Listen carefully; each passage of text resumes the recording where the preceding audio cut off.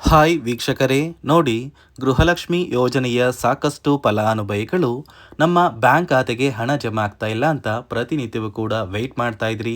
ಇದೀಗ ಕೊನೆಗೂ ಸರ್ಕಾರದಿಂದ ಸಚಿವೆ ಲಕ್ಷ್ಮಿ ಹೆಬ್ಬಾಳ್ಕರ್ ಅವರು ಪ್ರತಿಯೊಂದು ಫಲಾನುಭವಿಗಳಿಗೆ 3 ತಿಂಗಳ 6,000 ಹಣನ ಜಮಾ ಮಾಡ್ತಾ ಇದ್ದೀವಿ ಅಂತ ಭರ್ಜರಿ ಗುಡ್ಡಿಸ್ನ ಕೊಟ್ಟಿದ್ದು, ನಾಳೆ ಸೋಮವಾರ ಜುಲೈ 28ರಿಂದ ಕರ್ನಾಟಕದ 27 ಜಿಲ್ಲೆಗಳ ಪ್ರತಿಯೊಂದು ಫಲಾನುಭವಿಗಳಿಗೆ 3 ಹಂತಗಳಲ್ಲಿ ಈ 6,000 ಹಣ ಜಮಾ ಆಗ್ತಾ ಇದೆ.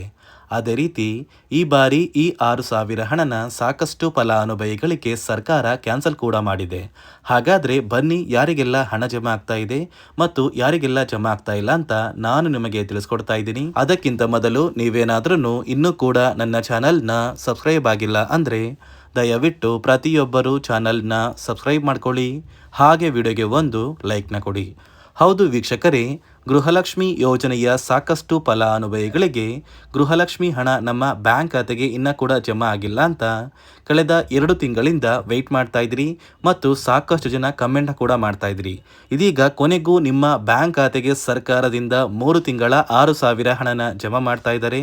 ಸಚಿವೆ ಲಕ್ಷ್ಮಿ ಹೆಬ್ಬಾಳ್ಕರ್ ಅವರು ಪ್ರತಿಯೊಂದು ಗೃಹಲಕ್ಷ್ಮಿ ಯೋಜನೆಯ ಫಲಾನುಭವಿಗಳಿಗೆ ಭರ್ಜರಿ ಗುಡ್ಡಿಸ್ನ ಕೊಟ್ಟಿದ್ದಾರೆ. ನೋಡಿ ವೀಕ್ಷಕರೇ, ಸರ್ಕಾರ ಗೃಹಲಕ್ಷ್ಮಿ ಯೋಜನೆಯ 20ನೇ ಕಂತಿನ ಹಣನ ಕೇವಲ ಕೆಲವೇ ಫಲಾನುಭವಿಗಳ ಬ್ಯಾಂಕ್ ಖಾತೆಗೆ ಜಮಾ ಮಾಡಿತ್ತು. ಸಾಕಷ್ಟು ಫಲಾನುಭವಿಗಳು ಇನ್ನೂ ಕೂಡ ಈ 20ನೇ ಕಂತಿನ ಹಣನ ಪಡ್ಕೊಂಡಿರಲಿಲ್ಲ. ಇದೀಗ ಸರ್ಕಾರ ನಿಮ್ಮ ಬ್ಯಾಂಕ್ ಖಾತೆಗೆ ಜುಲೈ 28ರಿಂದ ಗೃಹಲಕ್ಷ್ಮಿ ಯೋಜನೆಯ 20ನೇ ಕಂತಿನ ಹಣದ ಜೊತೆಗೆ 21 ಹಾಗೂ 22ನೇ ಕಂತಿನ ಹಣನ ಜಮಾ ಮಾಡ್ತಾ ಇದೆ. ಆದರೆ ಈ ಬಾರಿ ಸಾಕಷ್ಟು ಫಲಾನುಭವಿಗಳಿಗೆ ಈ 3 ತಿಂಗಳ 6,000 ಹಣನ ಸರ್ಕಾರ ಜಮಾ ಮಾಡ್ತಾ ಇಲ್ಲ.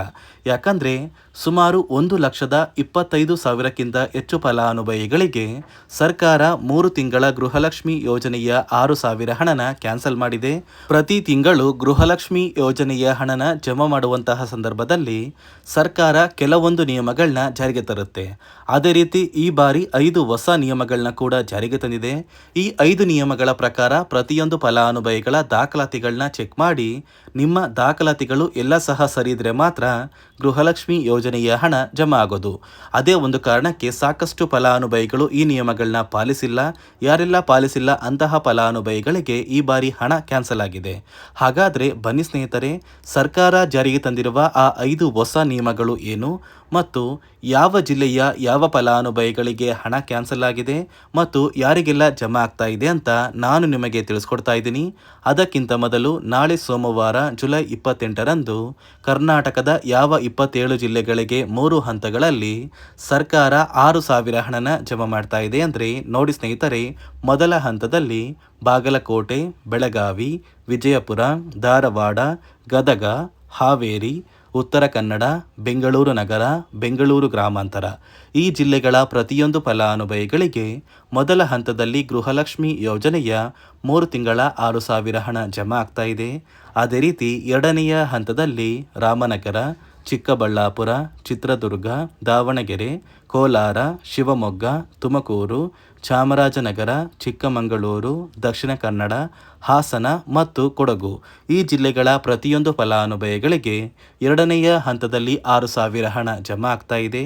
ಮತ್ತು ಮೂರನೆಯ ಮತ್ತು ಕೊನೆಯ ಹಂತದಲ್ಲಿ ಮಂಡ್ಯ, ಮೈಸೂರು, ಉಡುಪಿ, ಬಳ್ಳಾರಿ, ಬೀದರ್, ಕಲಬುರಗಿ, ಕೊಪ್ಪಳ, ರಾಯಚೂರು, ಯಾದಗಿರಿ ಮತ್ತು ವಿಜಯನಗರ ಈ ಜಿಲ್ಲೆಗಳ ಪ್ರತಿಯೊಂದು ಫಲಾನುಭವಿಗಳಿಗೆ ಮೂರನೆಯ ಹಂತದಲ್ಲಿ 3 ತಿಂಗಳ 6,000 ಹಣ ಜಮಾ ಆಗ್ತಾ ಇದ್ದು, ಸರ್ಕಾರ ಪ್ರತಿಯೊಂದು ಫಲಾನುಭವಿಗಳಿಗೆ ಹಂತ ಹಂತವಾಗಿ ಗೃಹಲಕ್ಷ್ಮಿ ಯೋಜನೆಯ ಈ 6,000 ಹಣ ಜಮಾ ಮಾಡ್ತಾ ಇದೆ. ನಿಮ್ಮ ಬ್ಯಾಂಕ್ ಖಾತೆಗೆ ಗೃಹಲಕ್ಷ್ಮಿ ಯೋಜನೆಯ ಎಲ್ಲ ಕಂತಿನ ಹಣನ ನೀವು ಪಡ್ಕೊಂಡಿದ್ರೆ ಉಳಿದಿರುವಂತಹ 1 ವಾರದಲ್ಲಿ ಪ್ರತಿಯೊಂದು ಫಲಾನುಭವಿಗಳಿಗೆ ಈ 6,000 ಹಣ ಜಮಾ ಆಗುತ್ತೆ. ನೋಡಿ ಸ್ನೇಹಿತರೆ, ಈ ಬಾರಿ ಸುಮಾರು 1,00,000ಕ್ಕಿಂತ ಅಧಿಕ ಫಲಾನುಭವಿಗಳ ಬ್ಯಾಂಕ್ ಖಾತೆಗೆ ಸರ್ಕಾರ ಗೃಹಲಕ್ಷ್ಮಿ ಯೋಜನೆಯ ಹಣನ ಜಮಾ ಮಾಡ್ತಾ ಇಲ್ಲ.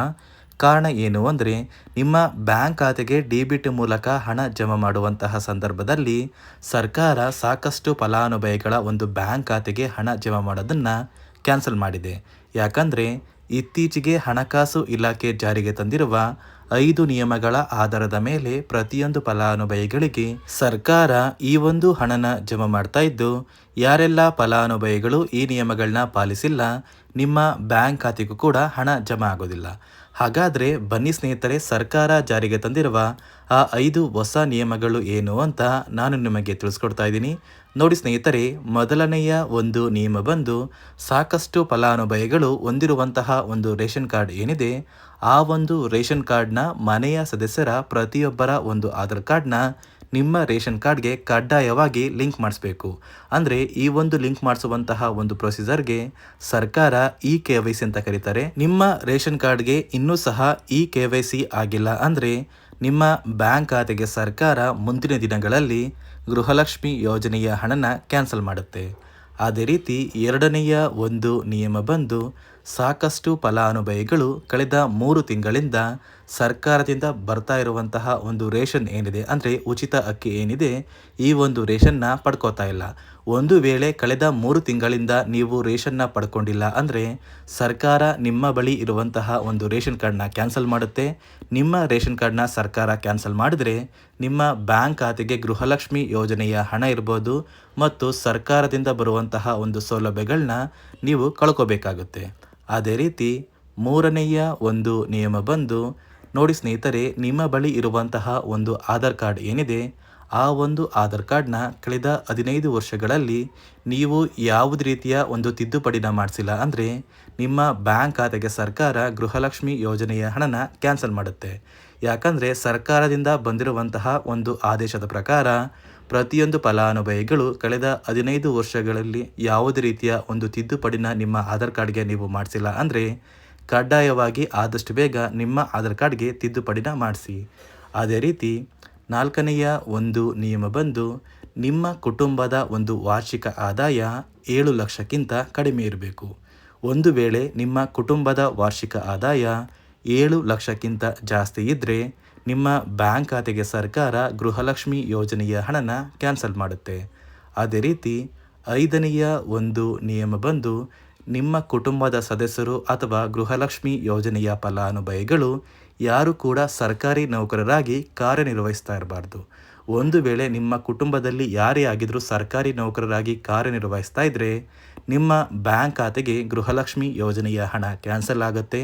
ಈ 5 ನಿಯಮಗಳ ಆಧಾರದ ಮೇಲೆ ಪ್ರತಿಯೊಂದು ಫಲಾನುಭವಿಗಳಿಗೆ ಸರ್ಕಾರ ಹಣ ಜಮಾ ಮಾಡ್ತಾ ಇದೆ. ಒಂದು ವೇಳೆ ನೀವು ಈ 5 ನಿಯಮಗಳನ್ನ ಪಾಲಿಸಿಲ್ಲ ಅಂದರೆ ನೀವು ಕೂಡ ಗೃಹಲಕ್ಷ್ಮಿ ಯೋಜನೆಯ ಹಣದಿಂದ ವಂಚಿತರಾಗಬೇಕಾಗುತ್ತೆ. ನೋಡಿ ವೀಕ್ಷಕರೇ, ಸರ್ಕಾರದಿಂದ ಸಚಿವೆ ಲಕ್ಷ್ಮೀ ಹೆಬ್ಬಾಳ್ಕರ್ ಅವರು ಪ್ರತಿಯೊಂದು ಫಲಾನುಭವಿಗಳಿಗೆ ಕೊನೆಗೂ ಭರ್ಜರಿ ಗುಡ್ಡಿಸ್ನ ಕೊಟ್ಟಿದ್ದು 3 ತಿಂಗಳ 6,000 ಹಣನ ಜಮಾ ಮಾಡ್ತಾ ಇದ್ದಾರೆ. ಆದಷ್ಟು ಬೇಗ ನಿಮ್ಮ ಬ್ಯಾಂಕ್ ಖಾತೆಗೆ ಈ 6,000 ಹಣ ಜಮಾ ಆಗುತ್ತೆ ಅಂತ ಹೇಳ್ತಾ, ಇದಿಷ್ಟು ಸರ್ಕಾರದಿಂದ ಬಂದಿರುವಂತಹ ಒಂದು ಮಾಹಿತಿಯಾಗಿದೆ. ನಾನು ಕೊಟ್ಟಿರುವಂತಹ ಮಾಹಿತಿ ನಿಮಗೆ ಇಷ್ಟ ಆಗಿದ್ದಲ್ಲಿ ದಯವಿಟ್ಟು ಪ್ರತಿಯೊಬ್ಬರು ನನ್ನ ಚಾನಲ್ನ ಸಬ್ಸ್ಕ್ರೈಬ್ ಮಾಡ್ಕೊಳ್ಳಿ, ಹಾಗೆ ವಿಡಿಯೋಗೆ ಒಂದು ಲೈಕ್ನ ಕೊಡಿ.